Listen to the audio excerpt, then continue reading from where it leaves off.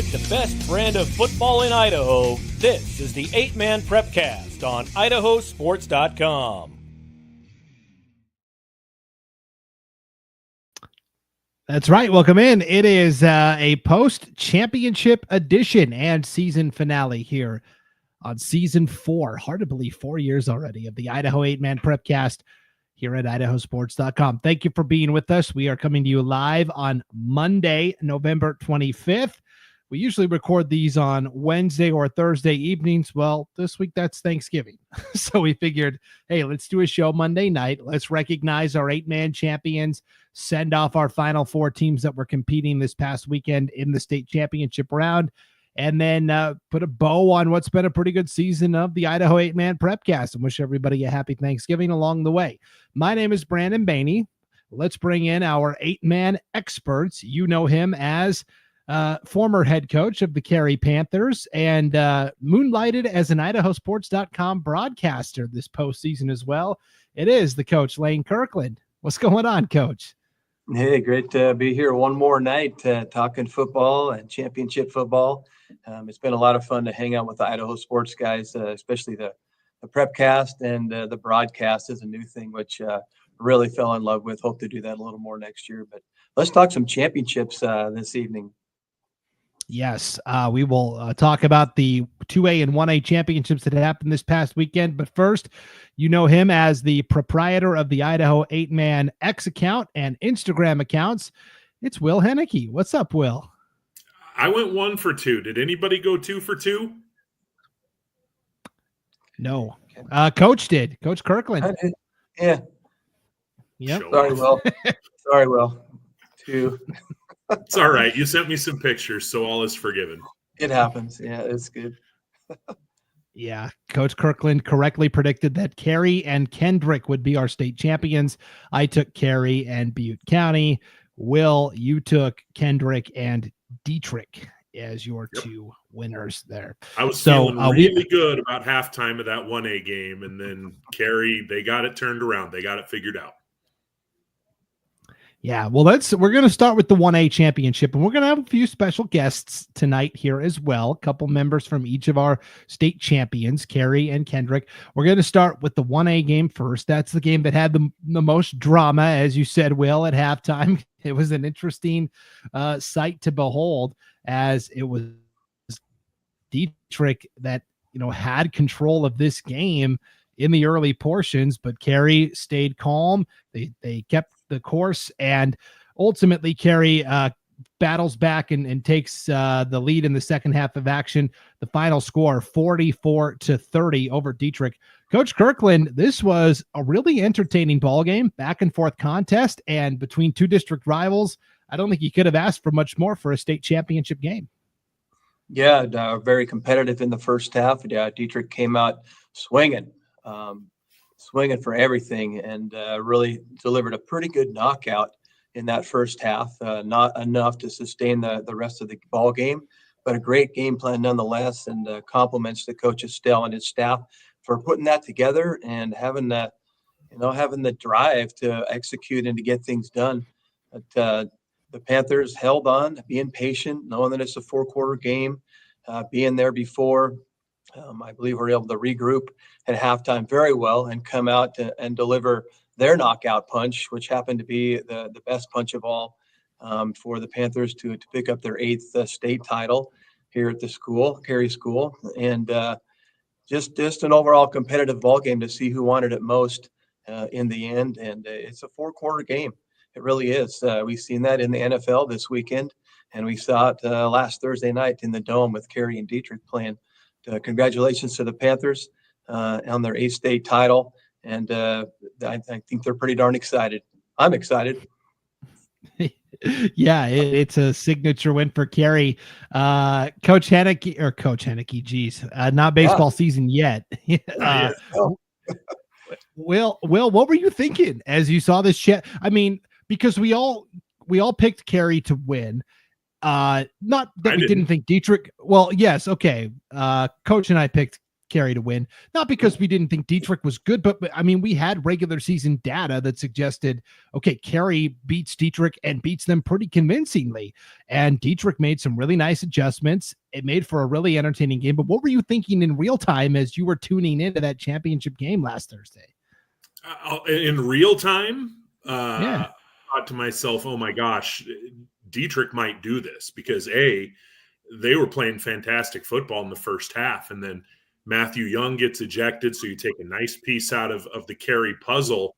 And so I was thinking to myself, oh boy, this might happen here. Dietrich might pull this off. But a ton of credit to that Carey coaching staff and those Carey kids. Stockton Sears and Eddie Gamino stepping in and really filling a hole on both sides of the football, making plays, both of them scoring critical touchdowns. And then Preston Wood just kind of taking over in the second half. It was a tale of two halves. First half, Connor Perkins, unreal. He was everywhere. And then in the second half, you flip the script where not that Connor Perkins went away per se, but Preston Wood didn't let him have the ball. That was the thing that I think in the second half was really impressive to see, was that Carey didn't rely on the home run. They were able to control the pace, control the tempo, and end those drives with touchdowns, and really didn't give Perkins and his offense much of a chance to respond. It was really impressive. Yeah, Coach, how about these two gladiators one last time? Connor Perkins, Preston Wood. Perkins rushes for 213 yards and 2 scores, throws for 127 yards and 2 scores. Preston Wood, 270 on the ground with 2 touchdowns, 60 yards, 2 touchdowns through the air. These two have battled over the years. They battle in multiple sports, and this was a true mano-a-mano showdown at that quarterback position. Yeah, it sure was. And, Perkins is fast when he gets in the open field, whether it's 80 yards or 20 yards, he's going to score. And I believe the Panthers knew that. It wasn't going to be a shutout night. I think everyone knew that, just because that kid's dangerous. And getting that fourth score right before halftime was not quite a dagger, but I think it it drew some blood in the Panthers, and they smelt that, and they're like, I don't think we're going to let this one loose here. Let's come out second half swing. But I saw some critical points, turning points in that game. The one that I was most impressed with, that in my opinion kind of turned it, is the knockdown pass from Stockton Sears to look like it was going to be a touchdown. He just shot that arm up through the receiver. It was probably Norman, I can't remember, and knocked that pass down like he's done all season long. That's not his first time. That's probably 5 or 6 times where he's knocked that ball down. And I thought that was kind of a turning point there. And then I think we got an interception not too shortly after that. But a point with the Carey defense wasn't going to stand for that. Another thing that kind of stood out, and Dietrich had this problem last week, was their extra points. I think they converted 2 extra points last week and none this week with 5 touchdowns. And you get those extra 8 points on the board. That's 32-12 at halftime. That's a lot more confidence. That's a little more safety coming back in the third quarter against a very powerful and elite offensive weapon with Preston Wood and the boys there. Something that Dietrich may focus on just a little bit more in the future. I guess another turning point would be Eddie Gamino's touchdown. Wow, he was impressive. He was going to get in the end zone no matter how many 100 pounds were hanging on him, breaking 3 solid wrapped up tackles and saying, this is going to be a score for us on a 4th down, I believe it was. Two great plays in my mind that just kind of stood out, besides the road grader play where everyone blocked to the right and Preston just snowplowed through everyone. A great ball game, a great fight between 2 great teams, and an interesting finish. The Gamino touchdown, Coach, I'm glad you mentioned that, because as you mentioned, it was 4th down. Dietrich did have the lead. And though they certainly hadn't taken the game over, it felt like a stop there was going to be a pretty big momentum play. And Gamino breaking those tackles. As I recall, it wasn't a goal to go, but it was like a 4th and 5 or 4th and 6 or something. But him, not only getting the first down, but getting the touchdown. I think really was a little bit of a shot, a little bit of a jolt on that Carey sideline, and it was game on from that point. Right, and Gamino earlier in this season was out the first 2 games of this season with a concussion from a motorcycle injury, and so having him back and getting him some reps there was really critical and contributed a great deal there. And then the combo in the backfield, Carey making the offensive adjustment, putting Sears and Gamino in the backfield, and Will Park moving the guard over to the tight end, moving 4 guys around, and Wrangler Marcroft going in at right guard off the bench from the starting JV team were some awesome adjustments, I think, that the Panthers made to be able to push that ball down the field, to get a little more whack, and to add some oomph to where they were already headed. And Preston Wood, methodical. It looked like in getting up to the line of scrimmage, but what was he doing? He was making sure everybody knew where their blocks were as that Dietrich defense was shifting all over the place like a bunch of wild jackrabbits. And finally able to figure it out that second half, and everybody met their blocks, and the ball moved and touchdowns were scored. Yep, it was a pretty fun battle between these two teams for sure, guys. Let's give our final farewells. We've been doing this all season long. We did it at the end of the regular season. We did it as each round of the playoffs trimmed the field, and this time we get to give a final farewell to not only the teams that fell in the championship, but a final farewell to the teams that actually came through and won the title. One last little tip of the cap to our final 4 that were competing on championship weekend. So let's start with a final farewell to the Dietrich Blue Devils, guys. 10-2 overall this season, 5-1 in the Sawtooth Conference. They did this all, Will, with the first-year head coach in Garrett Estelle. That's pretty remarkable in your first year as a head coach to take your team to the state championship game.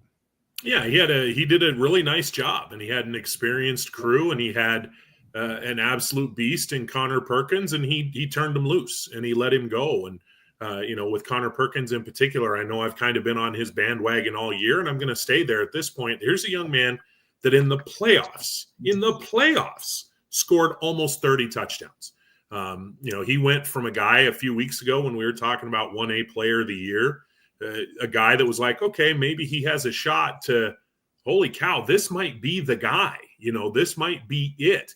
I still wonder if, especially with the second half Preston Wood had, if maybe he didn't basically lock in enough voters, but that's another topic for another time. But yeah, Brody Torgerson, you're looking at him right there. Isaac Ward, Chase Norman was phenomenal down the stretch. He was huge in the playoffs as well. Just a great job for the Blue Devils, and they just, 1 half short, unfortunately, for the folks in Dietrich. Yep. Coach Kirkland, it's a fierce rivalry between Dietrich and Carey, but you got to tip your hat at what the Devils were able to accomplish this year. Sure is a fierce rivalry, but they accomplished a lot in getting there. And Brody Estelle said it all along. He's going to get back to the championship, and it didn't matter which Estelle was there. Happened to be Garrett, and he did a tremendous job in his first year. And like I said, I believe last week, maybe the only first-year coach to get to the title game that I can recall back in the day. And we'll talk about Saili second here. But, Dietrich doing a tremendous job there with what they had, and proving that District 4 was powerful. If it was the Devils or the Panthers.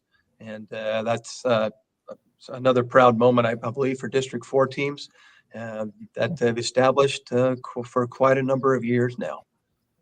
Yep. And let's give a final farewell, guys, to the team that actually won the title, the Carey Panthers, 11-1. Their only setback was to those darn Pirates in that Crater Bowl from Butte County. Otherwise, we're talking about an undefeated season. They did go undefeated in Snake River Conference play. John Saili in his second year as the Panthers head coach.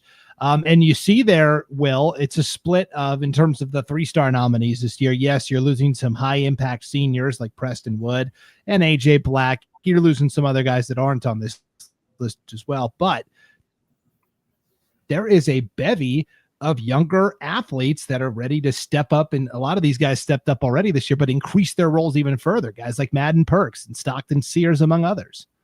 Yeah, I think Carey's one of those programs, and it's remarkable because they're a 1A school, the smallest classification in Idaho. But as Coach Kirkland has talked about a number of times, playing football in Carey is a badge of honor. So, on any given year, you're talking about 15, 20, 25 kids who aren't quote unquote starters who are doing the work and getting ready for their turn. So next year, Preston Wood feels like he's been there for 50 years. AJ Black feels like he's been there for 50 years.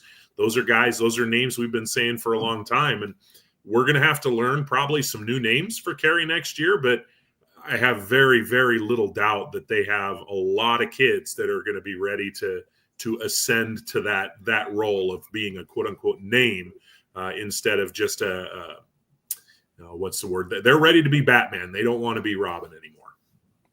Plus, they've got this guy named Lane Kirkland that's coaching the middle school program there in Carey, and so that pipeline. No program's perfect. We all have to overcome obstacles.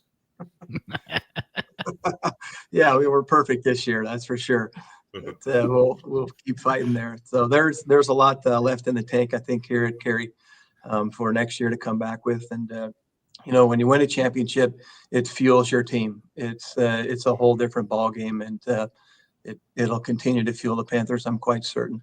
So, and maybe a comment for Coach Saili. I don't know if there's a second-year coach as a head coach that's ever won a state championship. We've got to dig pretty deep for that. Yeah. I'd have to look through some lists.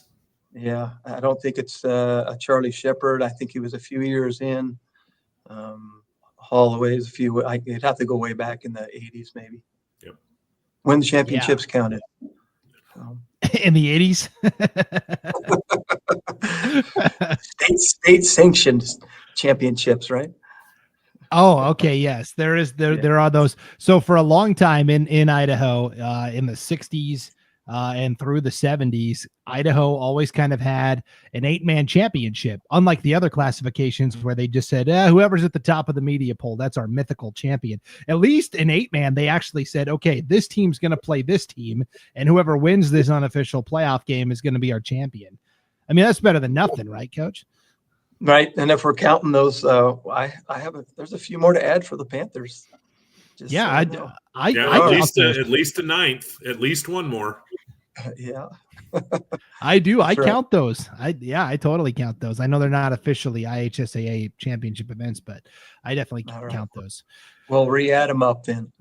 Yeah, we'll have an updated total maybe next year for you. Okay, so what's coming up on the show tonight? Well, I'll be honest. At this point, we were supposed to be playing an interview with Preston Wood, the outstanding senior quarterback and safety for the Carey Panthers, punts as well for the Panthers. I didn't ask him about punting. I should have. Full disclosure, we recorded this interview with Preston Wood yesterday because he is playing in a basketball jamboree right now as we speak, Will, and he couldn't miss that action, of course. Jamboree already? Yeah, right here tonight. Holy cow. I figured they'd at least have 5 minutes to catch their breath. They practiced on Friday, I think, actually, Will. Wow. Can you believe that? Yeah. One to another. Take the cleats off and put the other ones on. Yep. Welcome to small school athletics. Who's all here tonight for the jamboree, Coach? Do you know? I think Hanson and Mackey came to town, and it might be over if I'm not sure. There are not too many cars out there right now.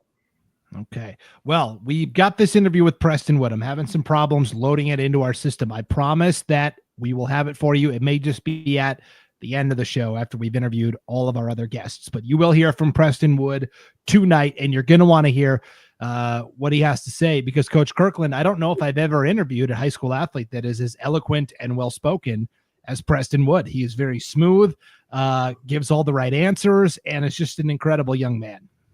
He's so thankful for everything that he's gotten.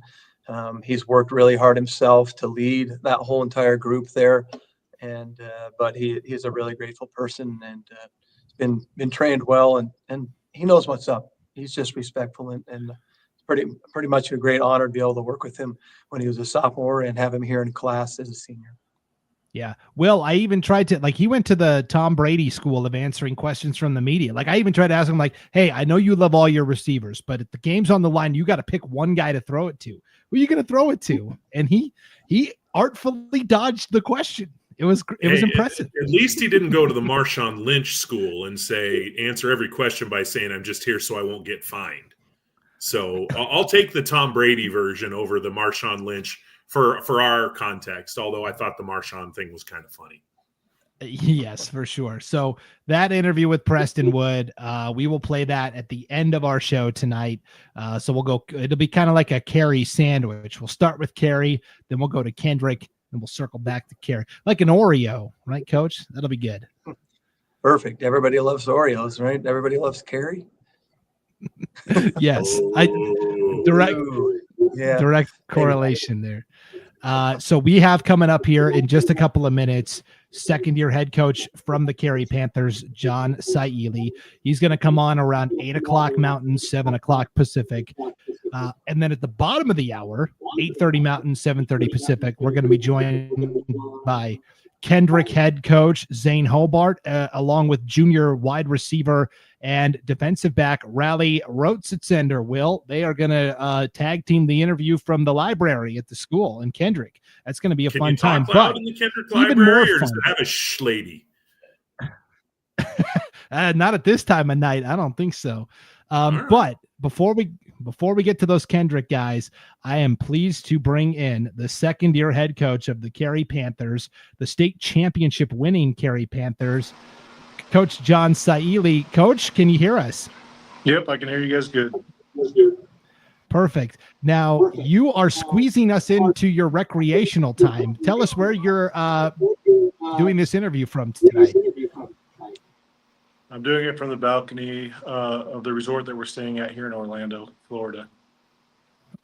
And you are at the most magical. I won the championship, so I'm going to Disneyland promotions, and I just haven't seen the commercial yet. No. Can you guys hear me okay? I know, Coach. Yeah. Can you hear us? Okay. Can you hear us? Yep. Perfect. Oh, yeah, I can hear you. Coach looks comfortable, doesn't he? He's already tan. Yeah, I'd be pretty chill after winning a state championship, too. Yeah. Yeah. Pretty pumped about that.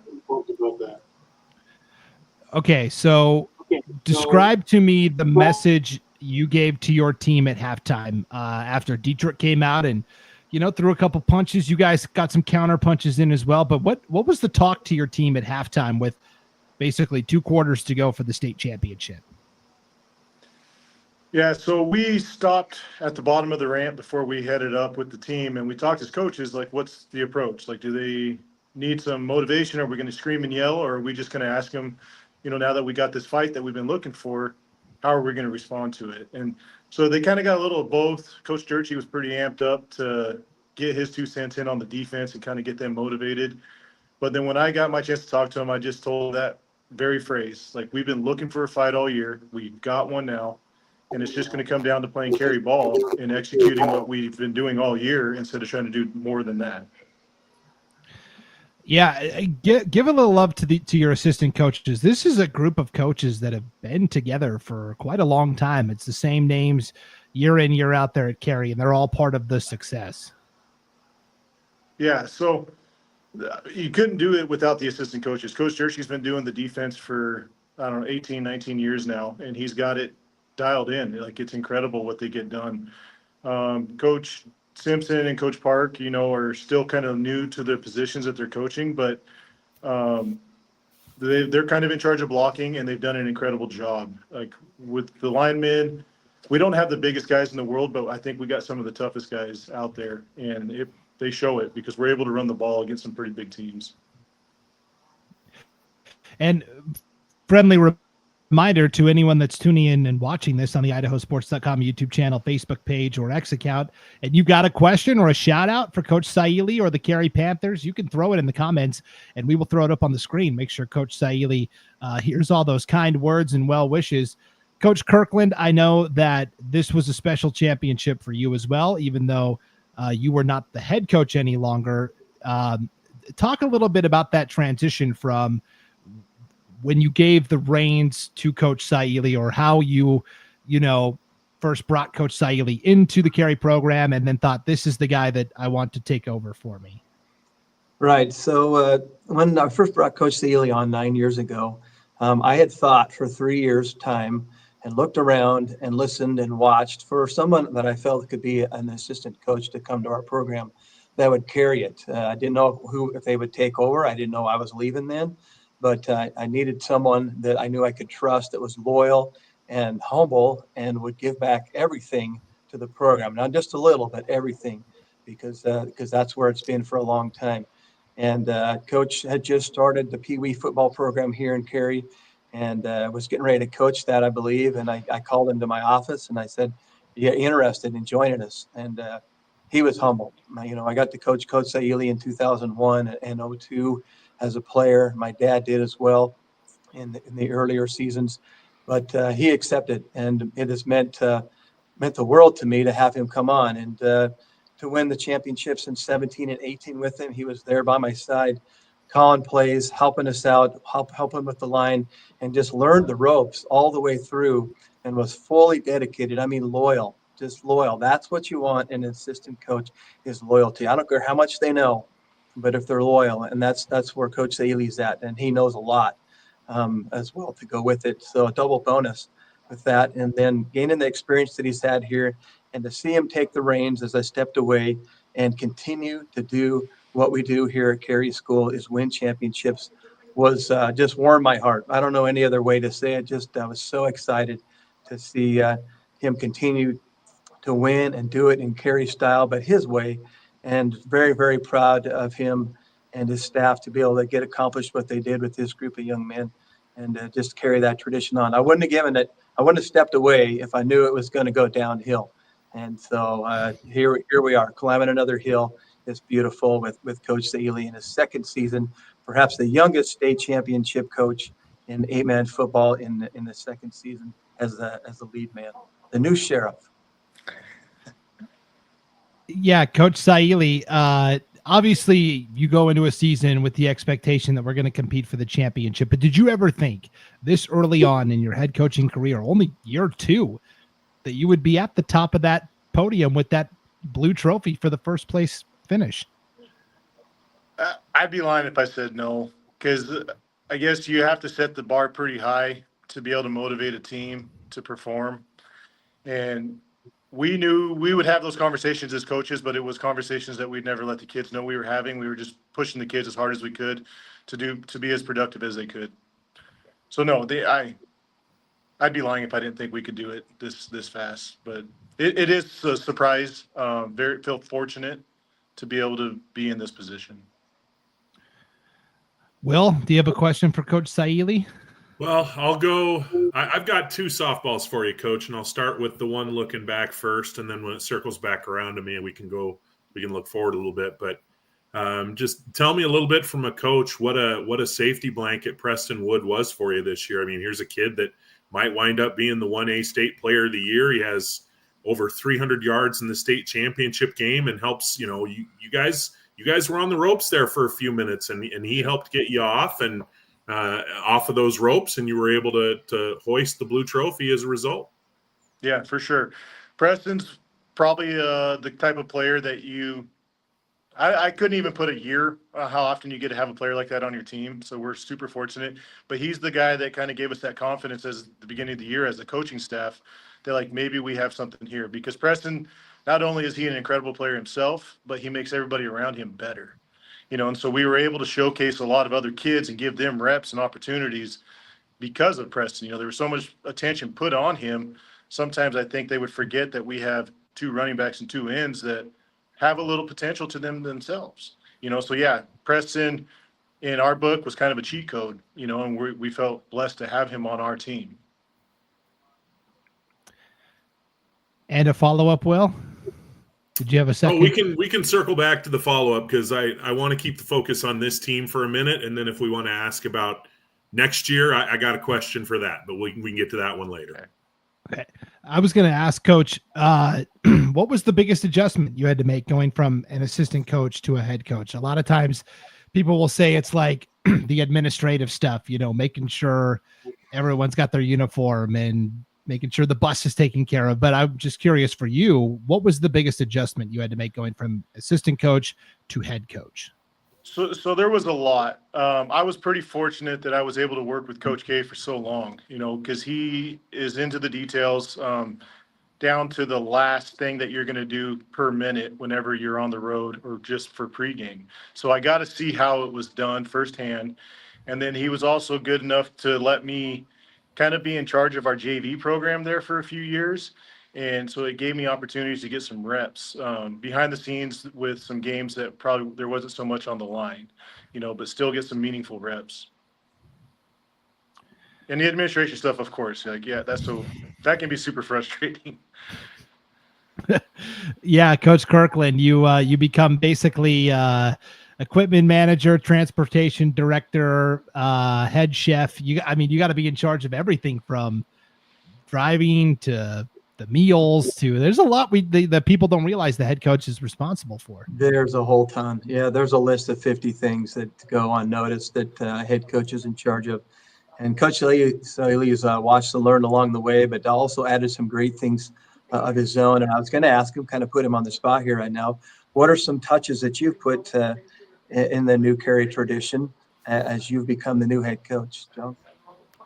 So I guess one of the things that we tried to overemphasize is like we call it family. So family's kind of been the theme of the season for us. And what I mean by family is everybody's family has the highs and lows, a little fighting here and there between brothers, but it's at the end of the day, you got to have each other's back.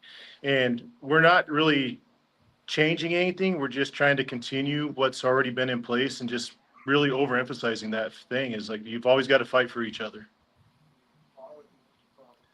What's it been like to coach this group of seniors? This is like, it's not your first full class, but this class will always be special to you because it was the first class you won a championship with.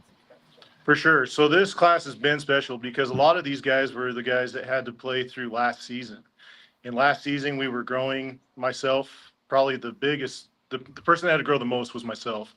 And those boys had to grow with me. And, them having the wherewithal to kind of go through that and then continue to stay motivated and fight. And I think that's kind of what made this class so special was the downs of last season forced us to work hard in the off season this summer to get ready for this year. And they took off like a rocket ship.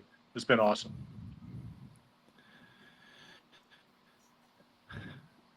Coach Kirkland, do you have any other Brandon, questions you for kind of Coach froze Saili? there for a sec. You all right, Brandon? You ever done this before? Oh no. Yeah. Oh man. Am I back? Oh, yeah. That was classic, man. I like that. That was good. I'm just gonna maybe let's just ask John here. What are some memories of this season that you're going to take away that you'll continue next year? But maybe, and that's a second question, but some special moments that you'll always remember from this season that you'll cherish forever. It's going to be the whole season as a whole. Just these guys have had each other's back.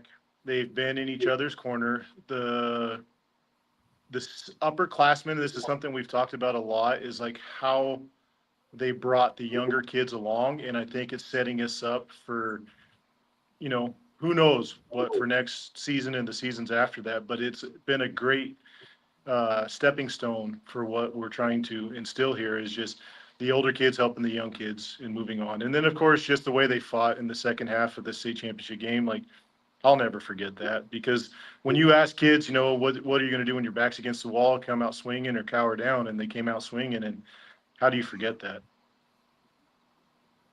Right. And every team, as you know, defines itself some point throughout the season. If it's the whole season, things that they fought for.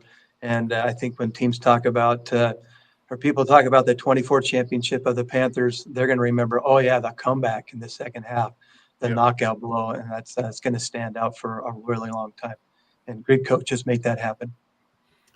Coach, what did you guys do to slow Connor Perkins down after that first half? I mean, you're talking about a guy that had, over the course of the entire playoffs, he scored almost 30 touchdowns, and you were able to somewhat contain him in the second half, which opened the door for the comeback. Yeah, I was going to say you're being very generous by saying we shut him down because we did not. That kid's a stud, and he is a guy that you have to game plan around. And Coach Durkee and Coach Park, they had a really good game plan for him. I think in the moment, the boys were trying to do too much, so something we did really good in the first game is that we kind of sealed the edges and forced them back inside. And I think it was some of their blocking adjustments that they had made. They were really forcing us to bite in, and then they were hooking us. So it was almost like what Coach K would call an arc block. And they were just basically taking the edge away from us being able to get there and letting Connor get there. And he's a special talent, because even when you think you got him, I think we hit him 4 times on his first touchdown, and he still went 80+ yards. So It's like MJ back in the day, right? You can't stop him. You just got to hope to contain him. yeah, that's what it felt like with Connor there, especially that first half, man. That kid's, I don't know. He's a stud. Yeah. Will, was that your circle around follow-up question? No, I can ask my circle around question, Coach, if you got a minute. It's a bit of a philosophical question. So, if you consider football to be like a chessboard, right? And you've got your lineup here, okay? Now we've taken your seniors off the board for next year. Do you, as a coaching staff, do you guys wipe all the pieces off and start to reassemble it? Or do you have in mind, okay, here's the next man up at guard, here's the next man up at safety, or do you let the dust settle and then start to reassemble maybe maybe right now, I guess, but start to reassemble it after the fact? Yeah, so those conversations have already started. They actually started on the bus ride home from the championship game. Is like, where do we go from here?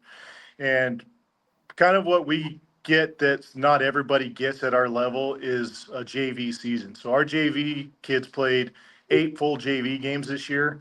And then, throughout the season, they'd play as many as 2 quarters through the varsity games in the second half. And so we got to see a lot of tape on all of our boys and what their potential is and where they could fit in. You always hope that there's going to be a kid that comes in off the summer, he grew 6 inches and added 20 pounds of muscle from working out, or went to a few camps and learned some skill sets that he didn't have the previous year.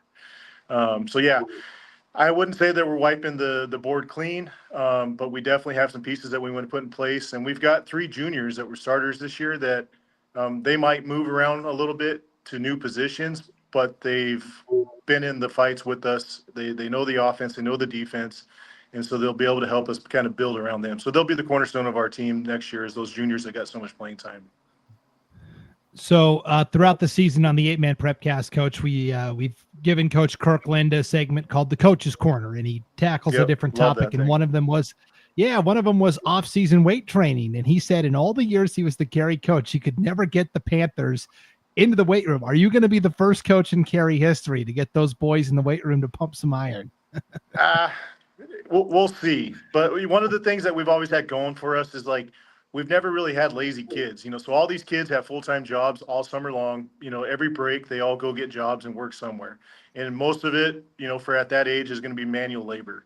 And we joke that a lot of times the reason that we have the kids that we got and they're strong somewhat is because they lift so much hand line. They're out in the fields moving pipe. We don't really buck bales anymore. There's hydraulics for that stuff now, but a lot of hand line gets changed around our area. A lot of kids, mowing lawns, just physical work. It's pretty hard when you got a kid that's willing to get up at 6 a.m. and go put in a 10-hour day to give him grief for not showing up to the weight room. So. Yeah, no, I totally get that. And then, like, some of those guys we were talking about, like with Preston Wood and those guys, I mean, they're playing basketball tonight. I mean, there's just there's no time off for anything. No, there's not. And 2 of the players that are supposed to be there are here with me in Florida. So I'm probably not setting the best example. I'm telling the coach. He knows, trust me. Yeah, what is that like? I mean, all of these players are your boys, but then there are your literal boys also. What's that like? Yeah, so these kids they become like your boys because you treat them like you would your kids. You got some parents that like treat them like you would your own son, and I'm like, usually I got to tell them, like, you really don't want me to do that, but it's. You see these kids around the community working, the guys they work for, the farmers they're working for. And so you get to see them and you get to figure out what their work ethic is away from the field. And it's usually a really good indication of what practice is going to be like with that kid. Yeah, it's an impressive group of young men that Carey culture just continues to excel. And any last questions, guys, for Coach Saili, because he has taken some time out of his vacation to talk to us. That's so okay. The kids are asleep, so They're asleep. They're on vacation and they're asleep. well, it's 10 Only o'clock like 10 here. o'clock. I know, but we got an early morning tomorrow. Fair enough. Yeah. I have one more question for you, Coach. So I won a state championship with my oldest son, and now you've won one with yours. What does that mean to you, as well as your second son? Yeah, so it was special. I'm not really a person that cries. Coach K probably knows that, but I almost shed a tear when I looked at my son when the final buzzer went off at the end of that game. It's weird. It's a super emotional moment, and you get to share that with somebody in your family, especially your son. Like, I don't know. It was special. That's great, and kudos to your wife. It takes a great coach's wife to support you, because you're gone a million hours, and she's wondering where you are for the one that you are home, and you're still playing the game. But great wives, and Coach has a great wife for sure. Yeah, no, and she's been awesome. A lot of times, whenever there is administration stuff that I don't want to deal with, I'll pass it off to her and say, "Hey, babe, will you take care of that?" And she'll do it. That's good delegation there. Teamwork. That's right. Well, Coach Saili, second-year head coach of the Carey Panthers, state champions at the 1A level here in 2024. Congratulations again, and thank you again for squeezing us in and taking some time to talk to us. We really appreciate it. Of course, anything for you guys. Like what you guys do at Idaho Sports to support all of Idaho's athletics and especially 1A football. We are so grateful for you guys, because we all look forward to the Prepcast and everything you guys have to say about the teams. It means a lot to us. Awesome. I'm not getting the same reception in Kendrick because I kept picking against them, but we'll tackle that topic a little bit later on. All right. I might have to tune in and listen to Zane. Yeah, it Coach was and I are eating for free up there. Remember, we both That's picked right. Kendrick, so we're eating for free up there. Go get yourself a sandwich. I will say I got a picture of all the Kendrick coaches after the game with the championship trophy, and Zane Hobart, their head coach, said, "All right, guys, on three, Brandon was wrong. 1, 2, 3, Brandon was wrong." That's awesome. Wow. Yeah. Yep. Okay, real quick, we have one question in the chat here, guys, from Sean Kane. He wants to know, Coach K and Coach Saili, do you guys have matching hoodies on? It kind of looks like it, but let's see. Oh, where are we? No, we got this here. A little different. Last year's model. Okay. Thanks, Sean. Coach K has this one too, I think. I do. Yeah. Yep. All right. Well, there we go. Mystery solved. Coach Saili, enjoy your vacation, and we look forward to seeing what you guys do next year, bigger and better. So appreciate it. Awesome. Thank you guys so much. Of course. Take care. Yep. Yes. Yep. Bye. All right, guys. There you go. Coach Kirkland, I got a question for you now. Why did I just get a hat? That's a pretty good looking hoodie he's wearing right there. It's pretty sick. Yeah. Let's just say they were out. I don't know. I did look for a jacket. We got white jackets from Lee-J this year, and they didn't have on your size. Rats and frats. Yeah, I tried, dude. I tried. It was a cold day that day. You would have liked it.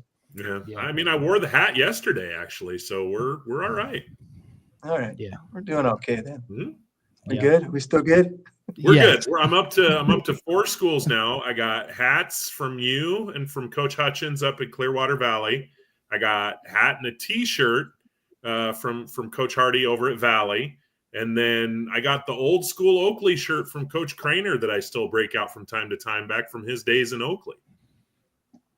It's a pretty good start. Yeah. Brandon, how about you? How you ranking?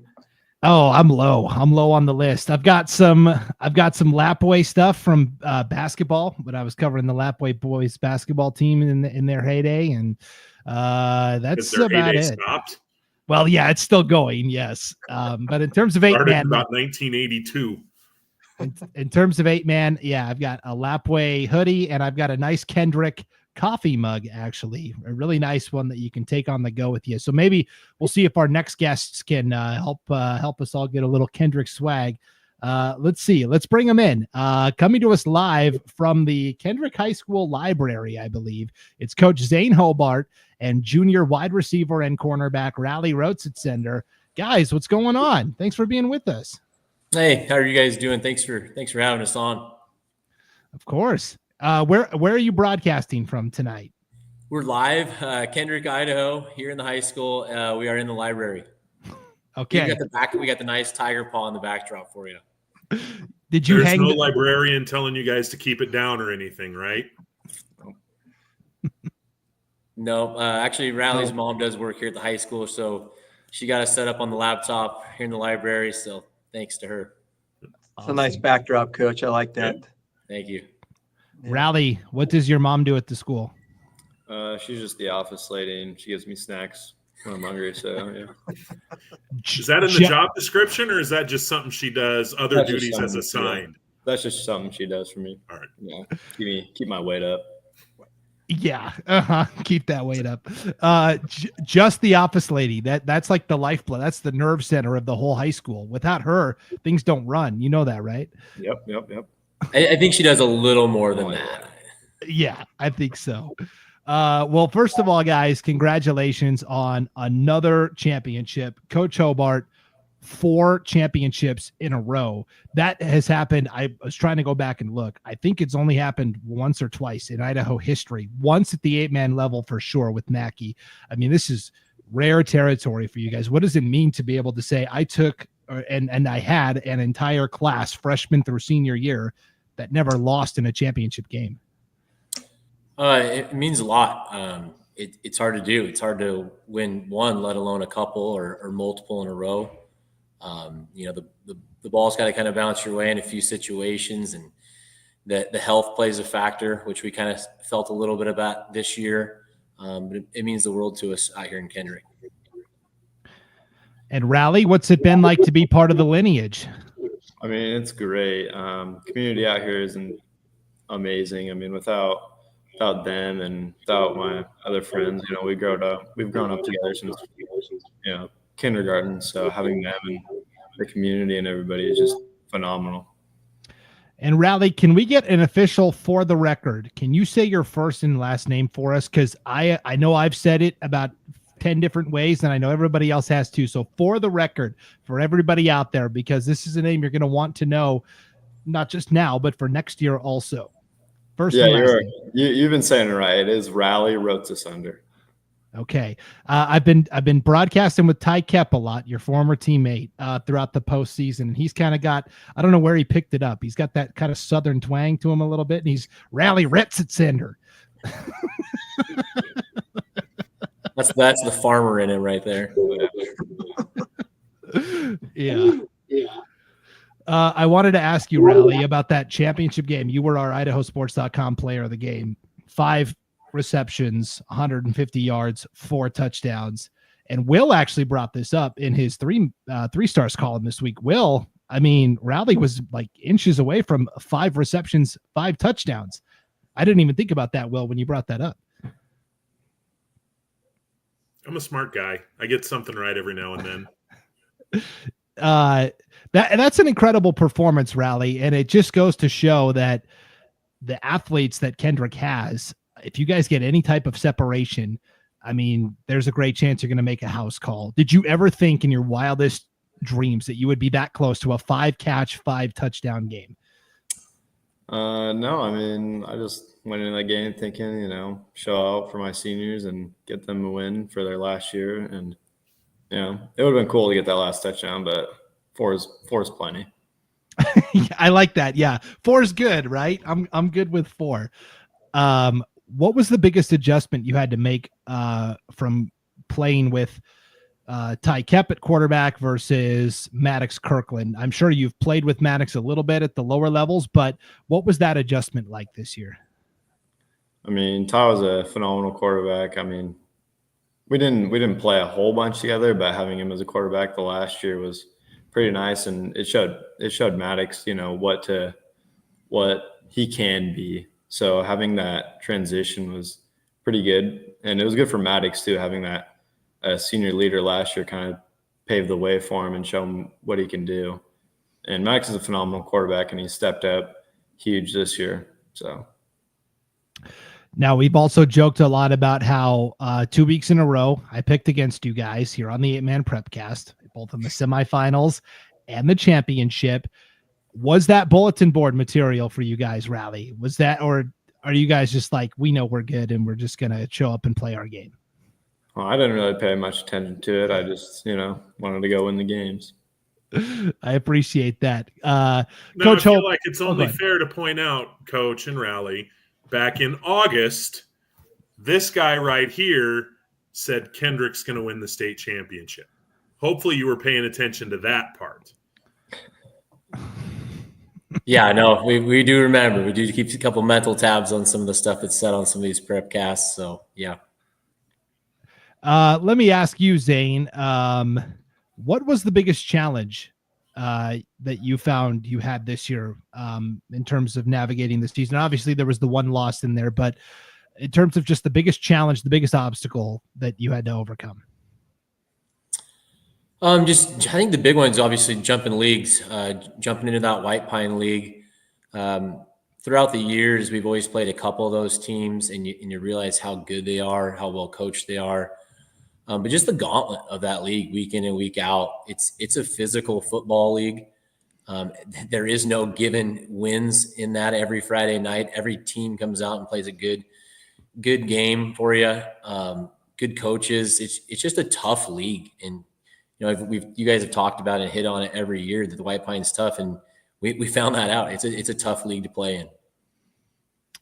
And there's no like off nights. I mean, even the teams that were towards the bottom of the standings still could come out and punch you around and make impact types of plays. There's no easy weeks, right? It's 100%. That's exactly what I mean when I talk about it. And I think you kind of nailed it there. You had to be on your game every Friday. I mean, you have to prepare every week like it's going to be a phenomenal contest. It kind of reminded me of how we prepared for the playoffs in the last couple of years. Every week in the White Pine League is similar to how we prepared for a playoff game in years past with how we scouted things and how we ran our scout team that week and how we prepared overall.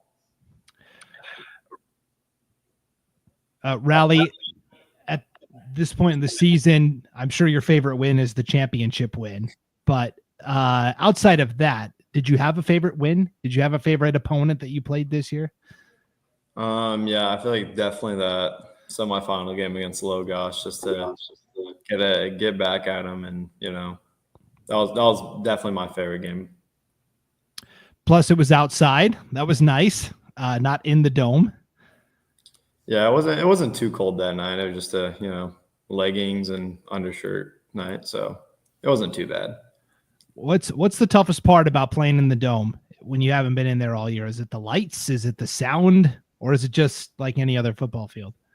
It's not too terrible. It's probably the heat that's the worst, but the lights you adjust to them. They're not too terrible, but other than the heat, it's not terrible. Sure.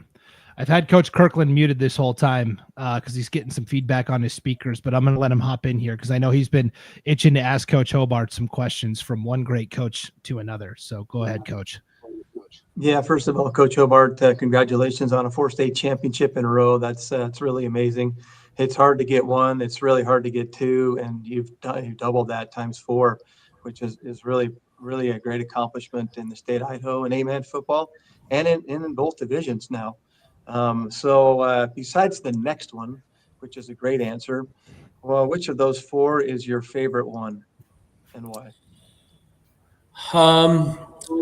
That's a tough one. I mean, the first one was fun just because we had never experienced it before. I hadn't experienced it. But I will say probably this last one was probably the funnest. I think the challenge of jumping up after we lost a great senior class and some really good players and good leaders to jump up a league and to do it this way, this one kind of just it felt the best, I would say. Right, and I'd have to agree with you. I think on the competition level, it's fun to coach those closer games. You know that blowouts are are tough to coach. It's just managing and throwing guys in here and there. They're still fun, but it's not the same as punching and having a good fight throughout the season and having a scheme every single week. So that's really neat. You're able to answer that.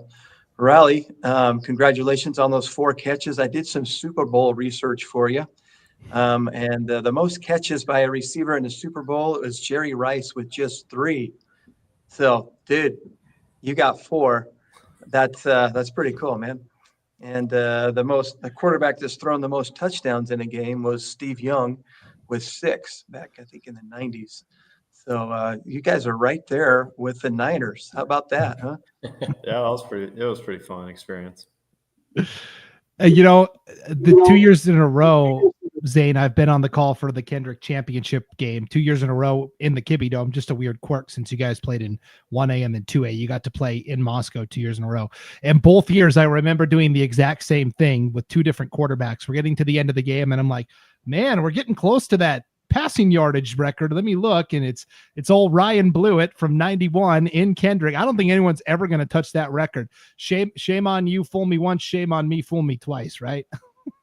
Right. Yeah, no, it's just kind of luck of the draw. We've had some good quarterbacks the last couple of years with as good of or better wide receivers to throw the ball to and great athletes. So it's been fun.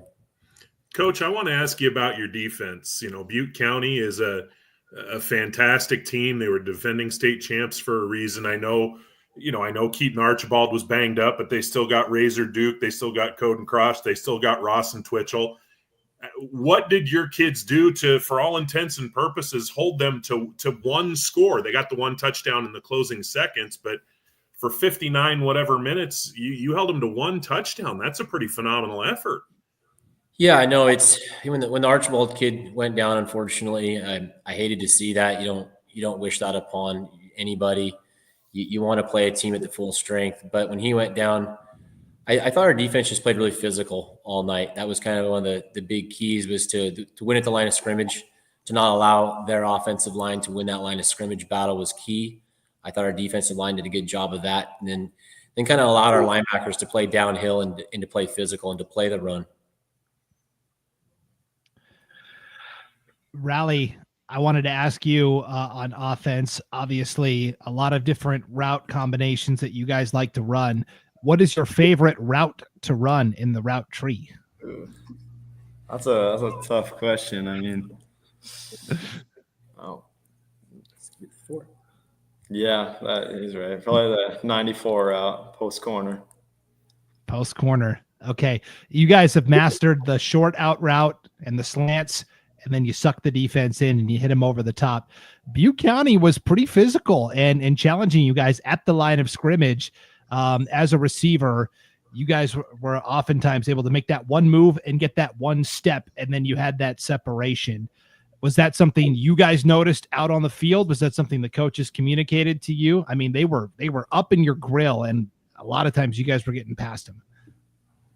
Yeah, I mean, both good athletes on each side, and noticing that they were sending 5-6 guys at one time, so they kind of shut our run game down a little bit. So moving to the passing side, and they were playing tight, and being able to get that separation really allowed us to really pass the ball really well. So let me ask you, Ralli, I'll ask you for offense and then defense, because you play a great corner as well.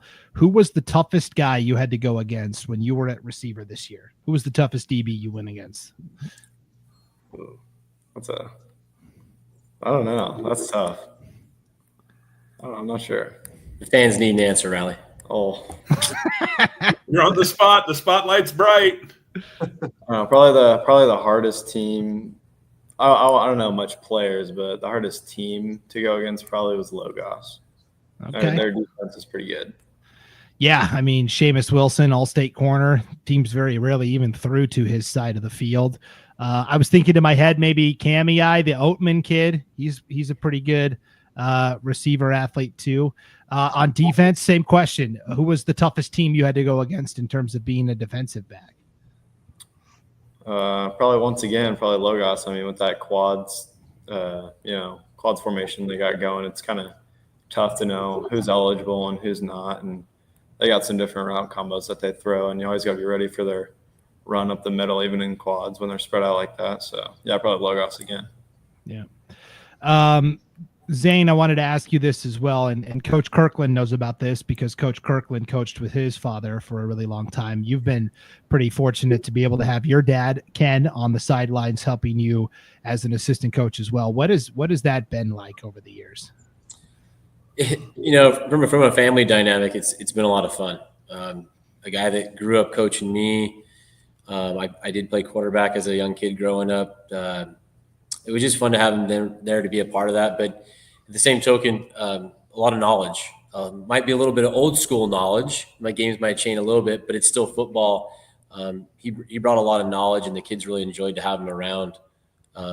He's a good coach. And I'll give you the opportunity to let our audience know all of the great assistant coaches you have. The head coach always gets all the attention, but really it is a great coaching staff that you have in place there in Kendrick. So give those assistant coaches a little love here on the Prepcast as well. Yeah, absolutely. We brought out Greg Frisbee. This was his 4th year, so all he knows is winning state titles, and I tell him it's not that easy. But he kind of runs our defense. He's a Lewiston guy originally that we brought out a couple years ago, and he's been doing a great job with the defensive side of things for us. The kids love him as well. Can't thank him enough. Then Matt Anderson, he's been out here for a long time with us, been a part of the program for the most part since I've been out here, or at least as well the junior high program. Before that, he helps out with our line of scrimmage stuff. He's our O-D line guy. Can't thank him enough as well. And then, like you said, my dad brought him on a couple years ago.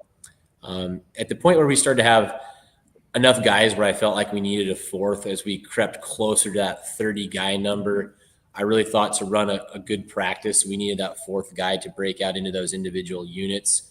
And so that's kind of when we brought him on. I think this was his 3rd year, I believe. How big of a luxury is that? Because there's a lot of 8-man programs that have just like 2 coaches. It's like the head coach and like 1 assistant. So to have a full staff to flesh that out, how big of a luxury is that?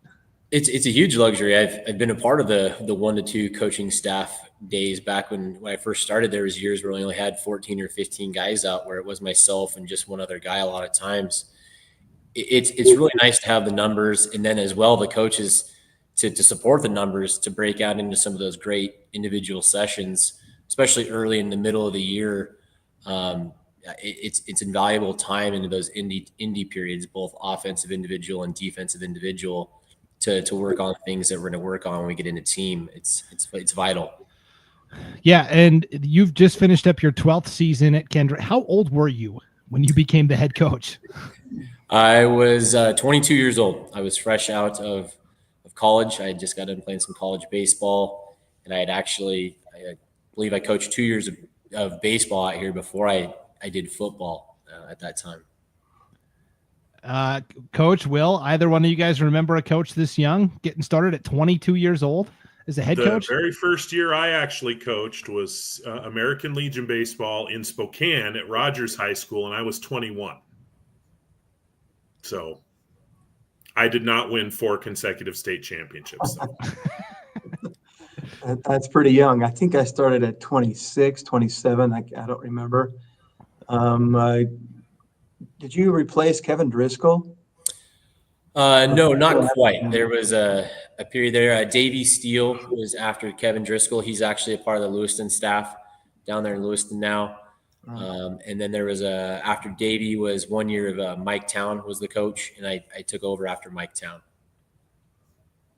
And I got a question for you, Coach or Ralli. You can answer, either of you can answer this. So 4 years in a row, right? That takes a lot of focus. It takes a lot of, saying to yourself, I got to stay hungry. We don't got this until we want it. I mean, what were some things you did to make sure that number 4 actually happened? I would just say, staying in the weight room, staying focused, eating right, and, just mental toughness as well. I mean, he bangs that in our heads quite a lot. So yeah, that was probably the biggest factor. And a lot of snacks from your mom, I guess. Oh yeah, keeps me full. Snacks, well, and a plate-sized snack, right? How about you, Coach? How did you keep the guys focused all that time? It takes a lot, especially 4 years in a row at the high level. Yeah, I think, Coach, you hit the nail on the head there. That's probably one of the biggest challenges year over year is finding the hunger, because when a team gets to play you off of a championship, you do get everybody's best shot every week, it seems like, and stay focused. Things we do, we watch a lot of film. I think we're big into film study. We've got a really nice new facility. This was year number 2 in that facility out here. It's on our football field. That's a locker room where we do have a nice flat screen TV, internet, huddles right plugged into that thing. So we watch a lot of film. That's every Monday. I mean, it's a good 2-hour film session. I think that helps with the mental preparation and the mental toughness aspect of things. I would say that was a big key and has been a big key throughout the years. Yeah, well done. Well managed. What, Ralli, give me one funny story from the season. Something maybe a teammate said or something funny, comical that happened. Funny. I mean, I don't know about this year, but last year, I mean, that senior class, Ty and Hunter, and my class, Nathan Twy, they're always at each other, and watching them fight, it's kind of funny. It's like a bunch of brothers fighting every week at practices. They keep you on your toes. Well. Okay, Ralli, I'm going to call you on the spot here with Coach Hobart. I would like you to do your best impersonation of Coach Hobart. Ooh. I think we tried to do this earlier in the season, at the beginning of the season. Nobody come up with anything, but everybody was scared you. I think I'm going to let him go for it. Let's see what you got. All right. Just got to stay mentally tough and go out there and just dominate and execute. And even though be an athlete, that's the big one right there. Just be an athlete. Oh, that was good. You got a future as an impressionist, I think, Ralli. Beautiful. Thank you. Yeah. Hey, Ralli, I wanted to ask you too about, because this is something that nobody would know unless they were at the game or broadcasting it. Talk to me about that kickoff where you squibbed it and Coden Crosh from Butte County was playing back, and all of a sudden the ball took some funky backspin on it. You guys actually came down and recovered it at Butte County's 20-yard line. It was in the first half. We joked on the broadcast. We said that Ralli years after this is going to say, oh yeah, I meant to do that. I knew what I was doing there. Was that just blind luck, or is that something you actually work on with your kickoffs to try and get that funky backspin on it? No, I don't usually work on my kicking that much, except, walk through the day before. But I mean, no, I don't really practice that. It's kind of just. Well, honestly, as well, I mean, Ralli kind of got thrown into the kicking role after week 2 or 3, and Carson Hogan was always our kicker and has been for 4 years. But when he got hurt, it was kind of like, oh, wait a second, Carson was our kicker too. Is anybody else good at kicking? And everybody pointed the finger to Ralli, so we gave him a shot. I remember being on the field with you, Zane, before the Logos game in the semifinals, and I don't know who was kicking. It may have been Ralli. It may have been somebody else. We were talking, and next thing I know, like 2 or 3 balls in a row come whizzing by our heads, and we were a good, 10 yards to the right of where the kicker was kicking. It was kind of like a combat zone there. Every time I had to look up and make sure a ball wasn't whizzing our way. I remember that. Yeah, you got to be careful. You never know where it's going sometimes. Head on a swivel, that's for sure. You mentioned you guys were missing Carson Hogan for a big majority of the season. You ended up missing Nathan Twite for almost the entire year. That's another thing that I think people don't realize, is that you were missing several of your top players for almost the entire season, and yet you were able to pull somebody off the bench. You moved guys around to different spots, and it still worked. It was incredible. Yeah, no, like I said, the health factor was a huge part this year for us. We did experience some of those injuries that were tough. Carson, yeah, he was down for 7 weeks. We did get him back as we started the playoffs. Cammy, I believe, was his first game back. And it was huge to get him back. Travis Hicks stepped in for him throughout the season and got us where we needed to be. But to get him back for that playoff run was enormous. It was enormous for our run game. I think he's one of the better centers in our classification in the state. That was huge. Do you guys have any other questions for Zane or Ralli? Coach, I can think of one, and we've had some fun with these questions. So, Coach, let's have a little fun here. Okay. My understanding is that you're pretty good friends with Genesee head coach Justin Podrabski. Yes. Are you gonna tell him let's go to lunch sometime and make sure and wear all your rings and then hand him the check at the end? Yeah, Coach, I would do that, but I don't know if you've noticed he's about 6'6" and a pretty large guy. I think I'm a little smarter than that. Well, that's why I'm saying hand him the bill. Let him pay for it. He can have all the wings he wants if he's paying for them. No, opposite of that. You got to pay the bill to keep him on your good side. Those big guys, you got to be careful. Okay. Yeah, let me ask in the coaching fraternity. Obviously, you get along with all the coaches, great. But are there one or two that you really get along with, guys that you enjoy going and talking to before the game or during the course of the season, Zane? Yeah, in my 12 years, especially young and my early years, I reached out to a lot of guys or went to a lot of these games or watched a lot of film, texted, called. Derek Eggers in Deary when I first started wasn't a part of coaching, but then came back a little bit. Was always picking his brain. He's still texting me to this day. Thought he'd done a great job over the years. And then probably Coach Hallstrom in Prairie, just trying to emulate the success they had for those years where they had great runs. I think he's a phenomenal coach, and I like picking his brain and watching what he does with his kids as well. But there's a lot of them, but those are just to name a couple. For sure. Coach Kirkland, any last questions for these guys before we let them close down the library? I was just going to say, those guys that have won and are well respected are fun to go to and talk to, and they're so willing to share. And that's what's cool about those relationships with Hasselstrom and Eggers is they're just great dudes. They appreciate the wins, they appreciate the experience that they had, and are willing to share. And that's how you learn. And that's a good thing you've picked up on there, Coach Hobart, and certainly carrying you through a lot of great seasons and a lot of them ahead. So we asked this question to Coach Saili. What's on the table next year? What are you looking at? What's your prediction? How are the Tigers going to finish next season? Yeah, with the kids we just graduated, I think we're going to have another really successful season, have another opportunity to make another deep playoff run. We do have a lot of our skill kids back, as well as our young quarterback. He'll just be a junior.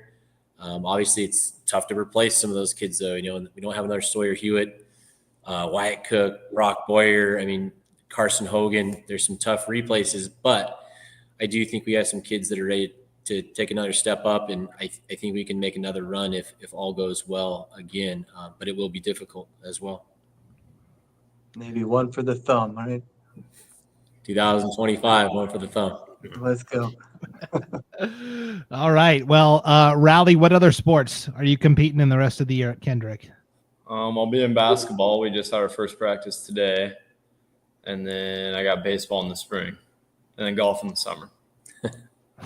Okay.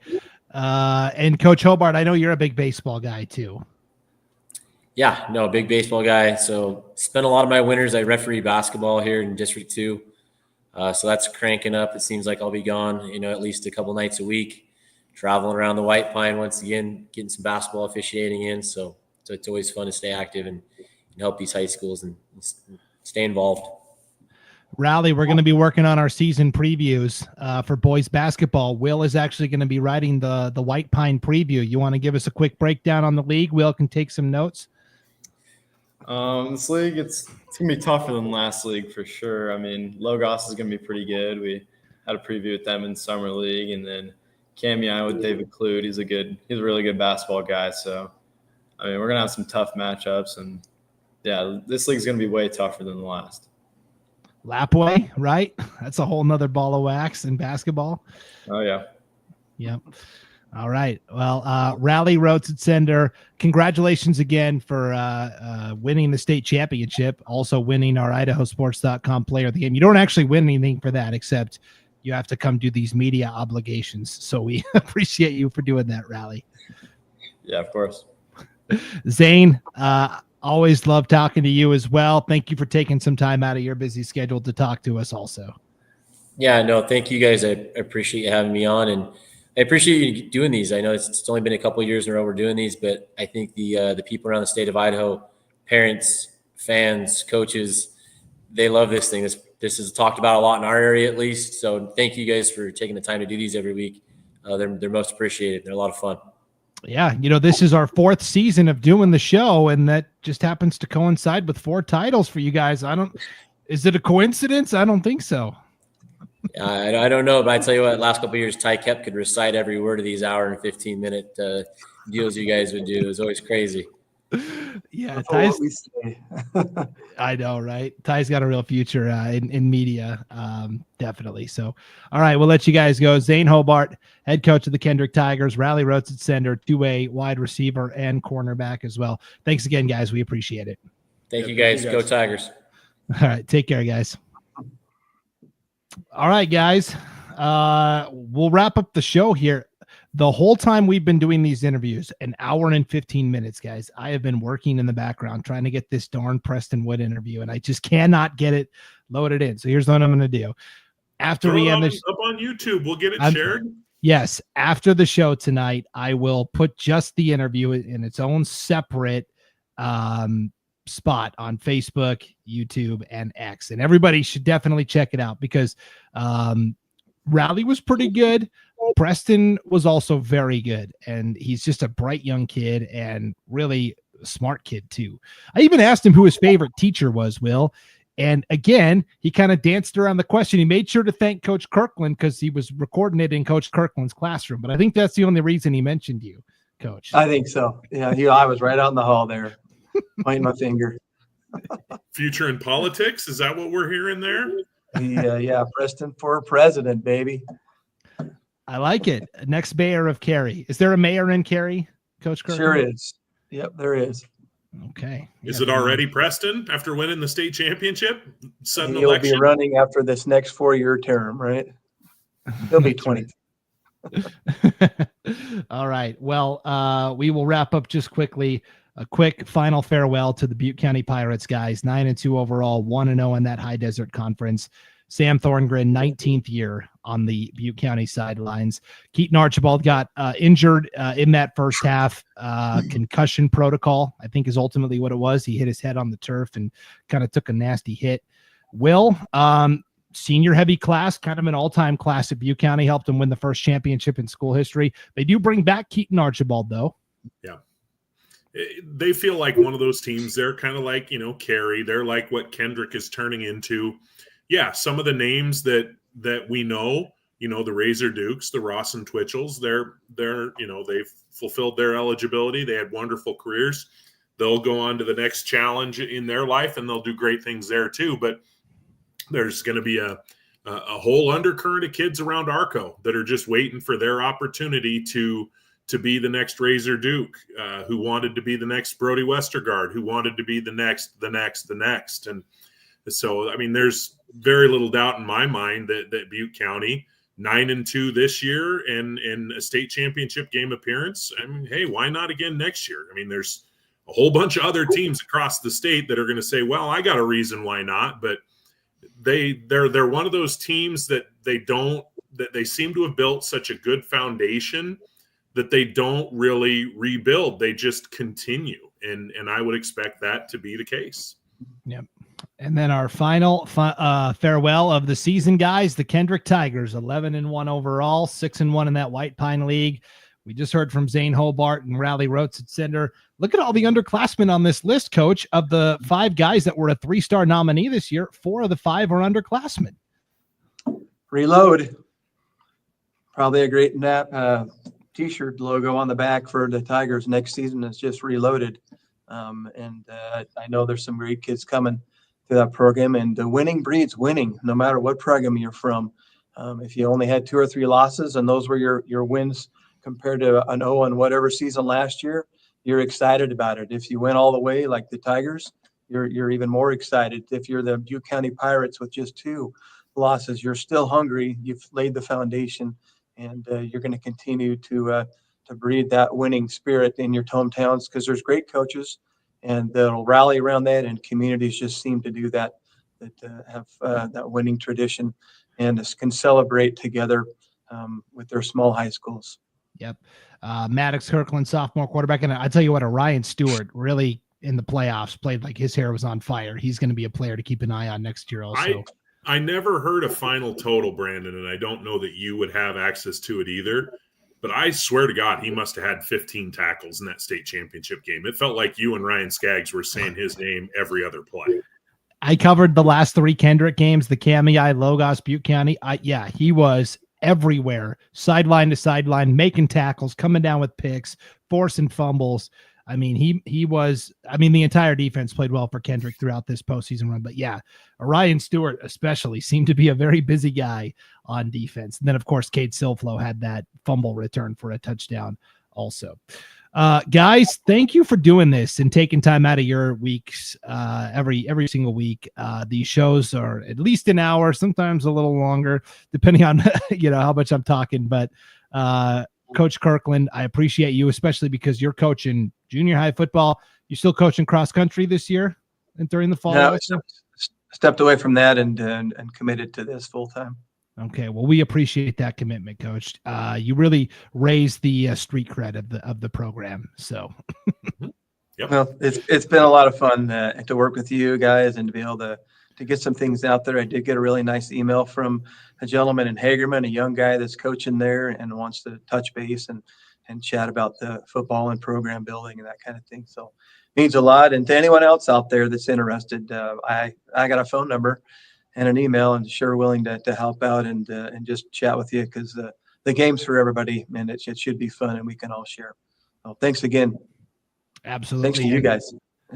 Yeah, of course. And Will Henneke, you have been the 8-man guy long before I ever moved to Idaho, long before, Coach Kirkland was still coaching.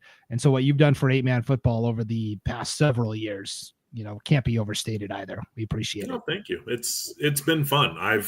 I've learned just as much as I have shared. Pretty much everything that I talk about on these podcasts, or I tweet about, or I post on Instagram or whatever. I would say upwards of 90% of it comes from conversations with people like Coach Kirkland or Coach Hobart or Coach Thorngren. I haven't had a chance to talk to Coach Saili too much yet, but I'm sure I will at some point. But just some incredibly smart and some incredibly gracious people helping me have the knowledge to share and give people a platform to celebrate small school football in Idaho. Because otherwise, some of these kids, some of these towns, some of these kids and teams, I don't know how much attention they'd get, and they deserve it. So I'm glad that podcasts like this exist, so we're able to give the kids the recognition they deserve.